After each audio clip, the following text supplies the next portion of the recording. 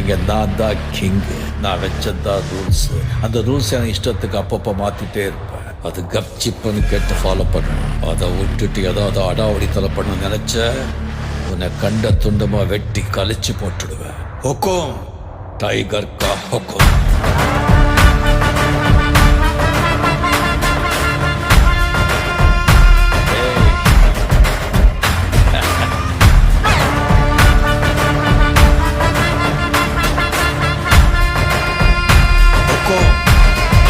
tiger